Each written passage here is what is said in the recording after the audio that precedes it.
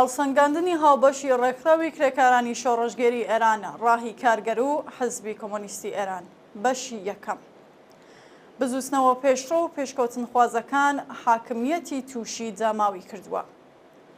یەکەم، سەرکوتوی توندوتێژ نیشانەی ترس و وەحشەتی حکوومەتی ئیسلامی لە ڕەوتی ڕوو لە گەشەی بزوستنەوە ڕزگاری بەخشەکان.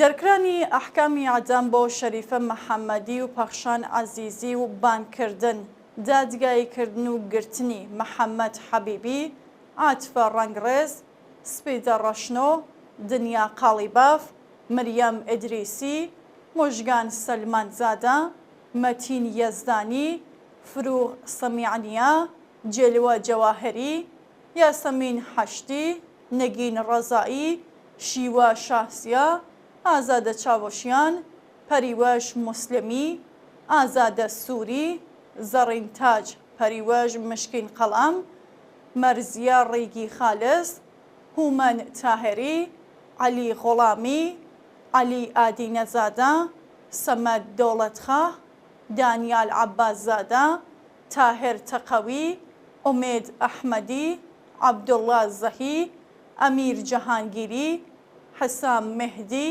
ئەمیر نەدیمی، فەریدە وەیسی، حەمید سەبزە، ئامانج قوربانی، فەرزین موەفەقی و ئیجرای حوکمی ئەعدامی کامران شێخە دوای تەحەموڵکردنی 15 ساڵ زیندان، شەپۆلی ئەعدامکردنی قوربانیانی خەسارە کۆمەڵایەتیەکان لەوانە لە زیندانەکانی توربەتجام، قەزوێن، بەندەر عەباس، مەشهەد، خوڕەماوە و تەورێز نیشانەی توندبوونەوەی بێوێنەی گوشارەکان و سەرکوتی فاشیستی حاکمیەتی ئیسلامیە.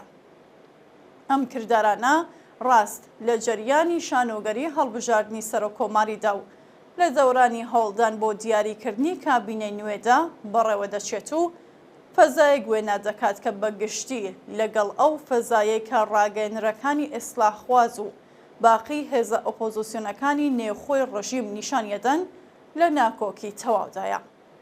بە واتایکی تر، حاکمیەتی کۆماری ئیسلامی و ناوەندە ئەمنیەتی و ئۆرگانە سەرکوتگەرە فاشیستیەکانی زیاتر لە ڕابردوو لە زۆرینەی هەرە زۆری ئەو کەسانەی بایکوتی شانۆگەری هەڵبژاردننی ڕژیم کرد و هێزە سیاسی و مەزەنیەکانی خوازیاری ئاڵوگۆڕی بنەڕەتی تووشی وەحشەت بوون و هەوڵ ئەدەن سەرجەم هەڵسوڕاوانی ئەم گۆڕەپانە لە بازنەی خەباتی ڕۆژانە بەدوور بگرن و ئیمکانی شکڵگرتنی سازمانیابی جەماوەری لە نێوبەرن.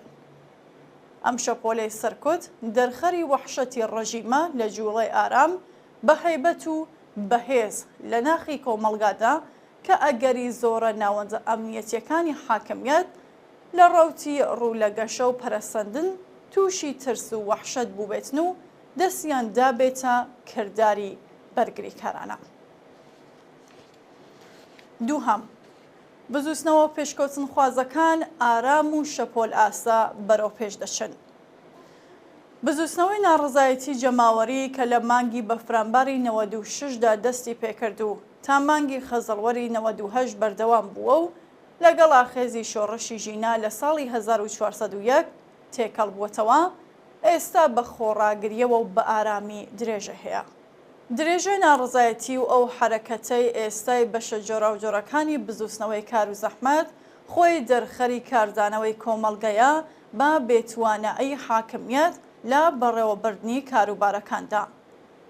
ناڕزایەتی بەردەوامی خانەنشینانی دابینکردنی کۆمەڵایەتی، فولاد، مخابرات، لەشکەری و کشوەری لە پاڵ ناڕزایەتی کرێکارانی نەوت، گاز و پێترۆشیمی و ئاسنتواندنەوە لە شارە جۆراوجۆرەکان، کۆبوونەوەی مامۆستایان و بەتایبەت مامۆستایانی سەواداموزی و مۆرابیانی قۆناغی باخچەی ساوایان، کۆبوونەوەی ناڕزایەتی پەرستاران و کارمەندانی کەرتی بەهداشت و دەرمان، کۆبوونەوەی ناڕزایەتی کەشاوەرزان لە شارە جۆراوجۆرەکان، حرەکەتی ناڕزایەتی بۆ داکۆکی لە ژینگە لە ئیسمەهان، تاران و مەشهەد و شارەکانی کوردستان دوای ئاگرکەوتنەوە لە دارستانەکاندا، ناڕزایەتی شارۆمەندانی هەڵوەدای دۆزینەوەی کار، ناڕزایەتی بەرینی ماڵدزراوان و حەواڵەدارانی ماشین لە چەند شار، دەست لە کارکێشانەوەی شۆفەر تەکسیەکان و ناڕزایەتی خوێندکاران لە چەندین زانکۆ نیشانێ بزووسنەوە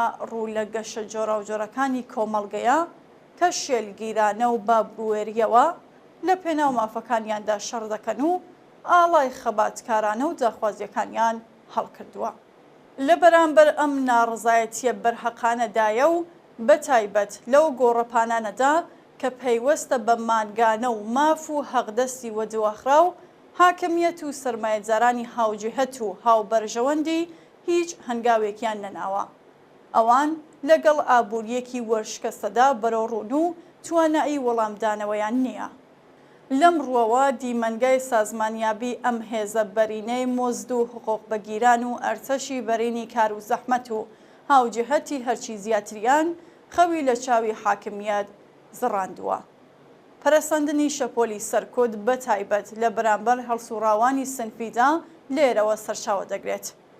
ئێستا زیاتر لە پێشوو حاکمیەت سەبارەت بە ئیمکانی سازمانیابی لە خوارەوەی کۆمەڵ بە توندەی نیگەران و هەراسانە ئەویش لە بارودۆخێکدا کە هەستەی سەختی دەسەڵات و شەخصی خامنەئی لە دوو لاوە کەوتووەتە ژێر بەرداشی دژوازیەکی ناپایدارەوە. لەلایکەوە ڕەفرمخوازانی حکوومەتی بە پشتبەستن بە شکستی ڕەژیم لە شانۆی هەڵبژاردندا بە دروشمی نەرمی نواندنی کۆنتڕۆڵکراو لە بەرامبەر داخوازیەکانی زۆربەی کۆمەڵ سەبارەت بە مەسەلەی ژنان سیاسەتی دەرەوە و بەڕێچوون هاتوونەتە مەیدان. لەلایەکی دیکەوە باندە ئاتەش بە ئەختیارەکانی دەوڵەتی لە سێبەردا و باڵە بناژۆ خوازە تۆندڕەوەکانی بریندار لەو شکستە شمشێریان لە کالان دەرکێشاوە و تەنانەت شەرمیان لە سەرپێچیکردن لە فەرمانەکانی خامنەیش نییە. سوڕانی زیاد لە ئەندازەی حاکمیەت داوێنگێری ئەم دژوازیە بەرەو هەر کام لەم جەمسەرانە دەتوانێت ئاگری ناکۆکی نێوخۆیی تا ئاستێکی کۆنتڕۆڵ نەکراو بگەشێنێتەوە و بوار بۆ تەقینەوەی ناڕزایەتی و ئاخێزەکان خۆش بکات. کەوایە حکوومەت بۆ دەرچوون لەم بۆنبەستە و چارەسەرکردنی ناکۆکیە چارە هەڵنەگرەکانی تەنیا ڕێگایکی پێشک دێت ئەوەیە دەست بداتە سەرکوتی توانایی و پۆتانسیێلی شۆڕژگێرانێ بزووسنەوە ڕادیکاڵ چەپ و پێشکەوتن خوازەکانی مۆجود لە کۆمەڵدا لە ڕێگای سەرکوتی کادر و هەڵسوڕاوانی خۆشەویست و ناسراوی خەڵکەوە. بەڵام بەم کردارەشی نەدەتوانێت سکی برسیەکان تێرکات و نەدەتوانێت جەماوەری ڕاپەڕی و بەرەو ماڵ بگێڕێتەوە. ئەم هێزە بەرینە ئەگەر یەک بگرێت هیچ هێزێک ناتوانێت لە بەرامبەریدا بوەستێت.